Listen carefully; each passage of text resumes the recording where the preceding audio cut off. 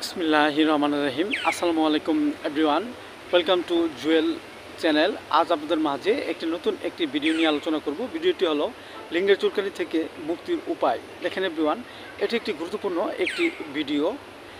চুলকানি একটি চর্মরোগ। এই রোগ দেখা যাচ্ছে যে আমাদের মাঝে সকলেরই কম বেশি হয়ে থাকে। আমাদের লিঙ্গে চুলকানি হওয়ার বিভিন্ন কারণ হয়ে থাকে। এর মধ্যে কিছু উল্লেখযোগ্য কারণ হলো আমরা যখন দেখা যাচ্ছে যে অবিরাম কাজকর্ম করি এবং কাজ করার ফলে অনেক সময় দেখা যাচ্ছে আমার শরীর থেকে ঘাম ঝরে। এই ঘাম অনেক সময় বেয়ে আমাদের যে আন্ডারওয়ে প্যান আছে সেই প্যান অনেক সময় জমা হয় এবং জমা থেকে আমাদের অনেক সময় ঘাম হয় এবং এই ঘাম থেকে আমাদের মাঝে এই ফাঙ্গাস তৈরি হয় এবং ফাঙ্গাস থেকে আমাদের লিঙ্গে অনেকটা চুলকানি হয়।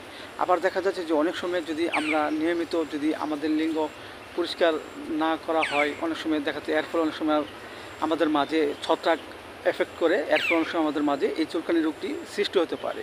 আবার দেখা যাচ্ছে যে আমরা দেখা যাচ্ছে অনেক সময় আমরা যদি নিয়মিত গোসল না করি, এর ফলে আমাদের মাঝে ব্যাকটেরিয়া যদি লিঙ্গে এফেক্ট করে, এর ফলে আমাদের মাঝে এই চুলকানি রোগটি হতে পারে। সেব্রন এই রোগটি আমাদের মাঝে হলে আমরা যে মুক্তির উপায় জেনে সুস্থ হতে পারি। যেমন দেখা যাচ্ছে যে আমাদের মাঝে যদি লিঙ্গে যদি আমাদের মাঝে চুলকানি হয় এবং চুলকাতে অনেকটা দেখা যায় লাল বর্ণ ভাব হয় এবং ঠান্ডা যদি বাড়ে, এসব লক্ষণে আমরা যে ওষুধটি খেতে পারি সেটা হলো রাস্টক 30।